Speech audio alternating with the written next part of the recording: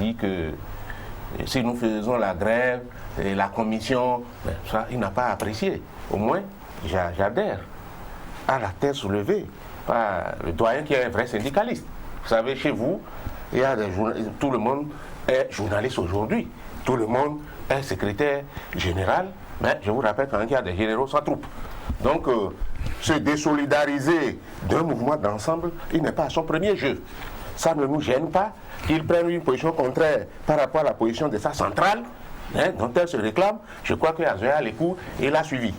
Comme nous sommes dans un système de liberté, Monsieur Lokossou, vous n'avez pas cessé. Deuxième chose, par rapport à la question de est-ce que vous ne risquez pas de... Non, faut pas nous emballer dans des théories que le gouvernement développe.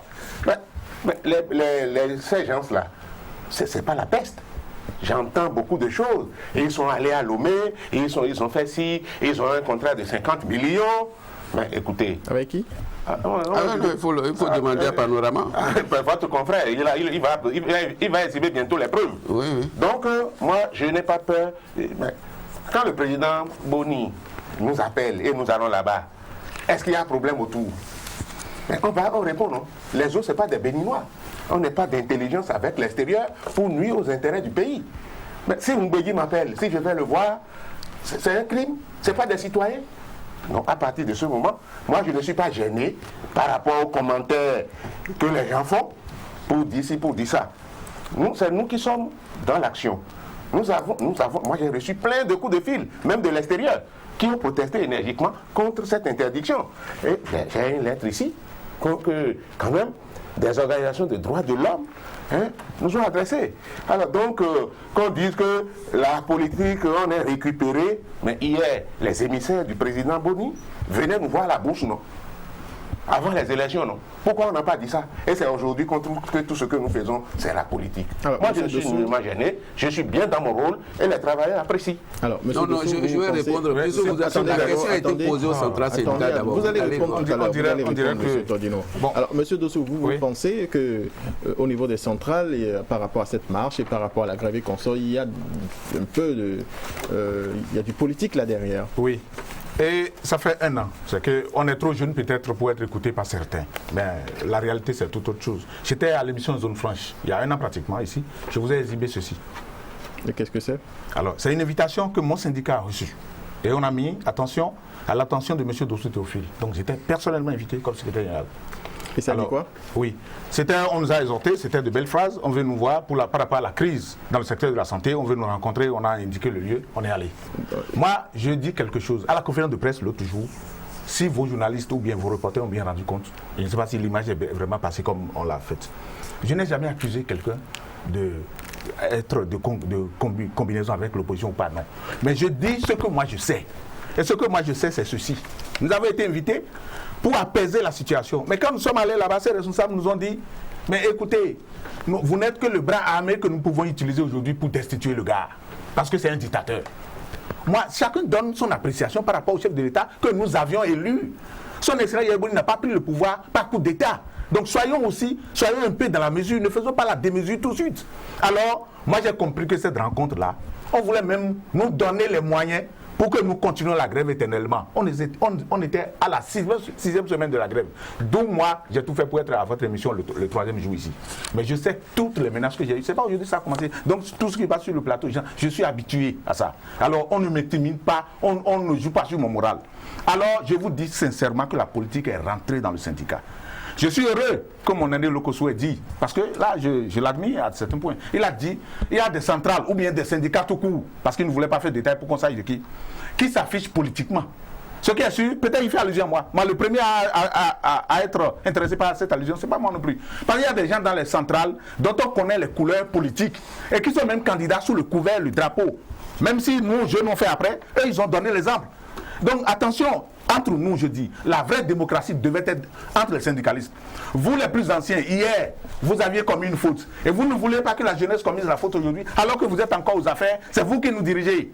La politique est rentrée dans le syndicat. Et c'est ça qui est dangereux. Monsieur le journaliste, la vraie réponse à ma question, c'est pourquoi vous ne trouvez plus ma virulence d'entre-temps maintenant. Parce que tout me fait peur.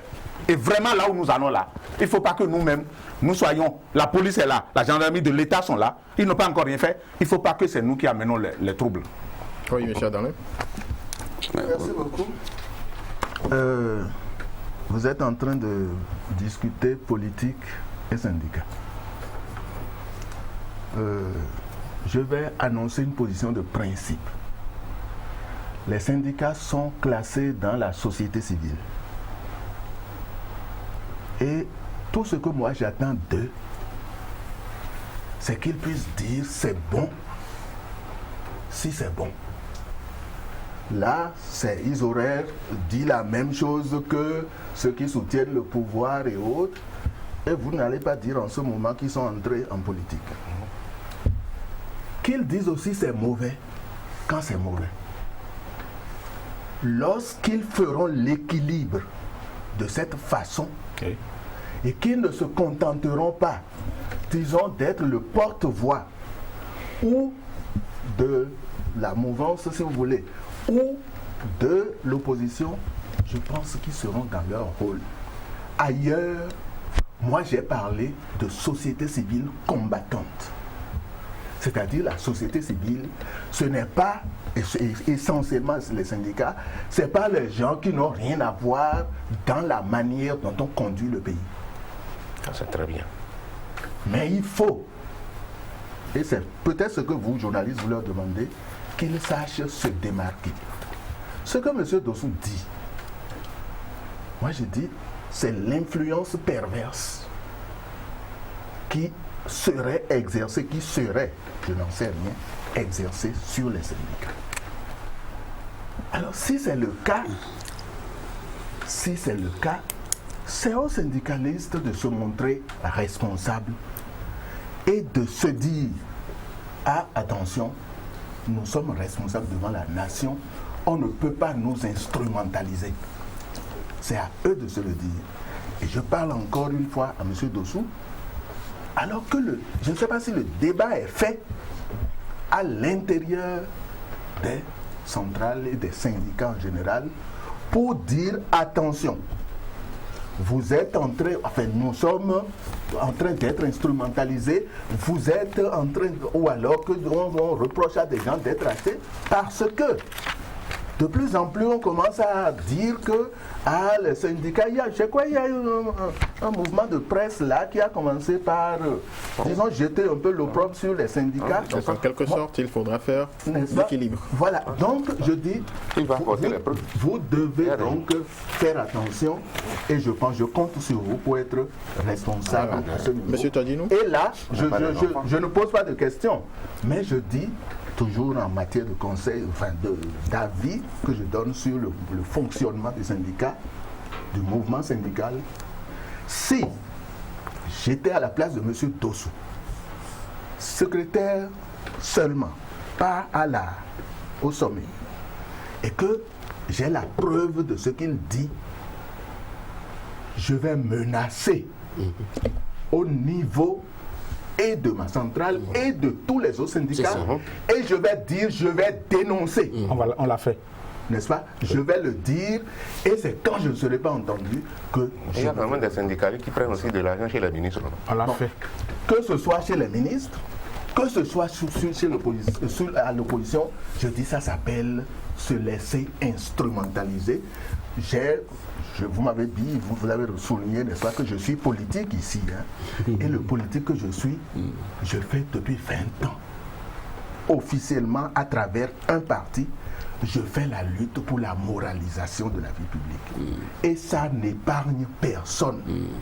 Si le syndicaliste se fait acheter, il compromet la lutte pour la moralisation de la vie publique, que ce soit d'un côté ou d'un autre. Alors, M. Tadino, très rapidement. Bien.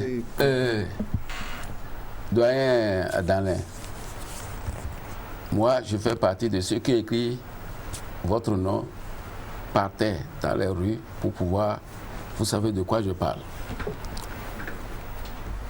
Aujourd'hui, vous êtes en politique, mais vous faites l'équilibre. C'est un bon honneur que je retrouve encore ici. Je suis à l'aise en restant sur votre trace depuis longtemps, parce qu'on vous a vu.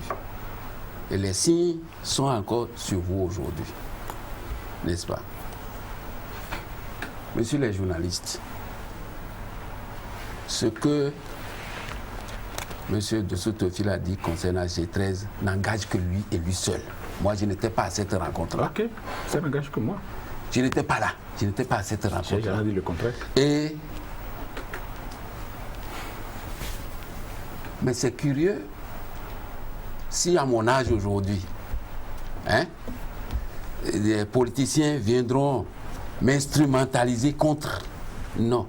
Nous autres, à la CGTB, nous ne travaillons pas pour accéder au pouvoir politique. C'est pour ça que nous disons, quand c'est bon, comme vous l'avez dit, doyen Adalin, si c'est bon, nous on le dit. Si c'est mauvais, on dit également que c'est mauvais. Nous demander, et ça je livre un secret aujourd'hui, lorsque le gouvernement a pris la décision de punir ceux qui sont impliqués dans ces SAD, moi j'ai appelé personnellement le ministre Victor Topano pour le féliciter, de dire au chef de l'État de continuer. Il peut témoigner aujourd'hui. Il est encore vivant. J'ai dit de continuer. Lorsqu'il a continué sur d'autres ministres encore, je l'ai rappelé une deuxième fois. Il pleuvait ce jour, ce vendredi-là. Je l'ai appelé pour dire de continuer davantage. Ça veut dire quoi pour ce qui concerne la CGTB? La CGTB, pour elle, la marche là, c'était pour soutenir l'action du gouvernement et notamment du chef de l'État. Mais qu'on me l'interdise et qu'on autorise autre chose à Parakou, il y a 2 poids, 2 mesures. Vous avez demandé, mais pourquoi aller dans le même sens que l'opposition? Nous, on ne connaît pas l'opposition. Nous, on ne connaît pas la mouvance. La preuve, M. Adalin Timothée est de la mouvance présidentielle, n'est-ce pas? Mais pourtant, regardez ce qu'il dit. Il dit, attention, s'il y a 2 poids, 2 mesures, ce n'est pas une bonne chose. Voilà un homme, un vrai homme, un homme politique. Équilibré. Et il faut continuer d'avoir comme merci, ça. Alors là où le bas blesse, oui, le bas blesse, c'est par rapport aux conséquences. Et le doyen nous demande de mettre un peu de l'eau dans notre vin, comme le disait l'ancien ministre là. On verra dans la synthèse tout à l'heure, on fera le point. Bon, on va marquer une pause et puis on reviendra tout à l'heure. On marquera une pause, on revient sur la gestion du pays, notamment les différentes augmentations, prix de l'eau, de l'électricité, du prix du carburant, la gouvernance et puis de la situation des travailleurs. On se pose la question, est-ce que les travailleurs ont vu leurs conditions de vie et de travail améliorées depuis l'avènement des changements? On parlera de la suppression des primes décrétées par le gouvernement et aussi des responsables syndicaux eux-mêmes. Ce sera tout à l'heure. André va nous quitter, il sera remplacé par Habib Kokoubou. Merci André, on marque une pause. Merci Rodrigue, merci les secrétaires généraux, merci M. Adalin. Pour la suite de ces débats.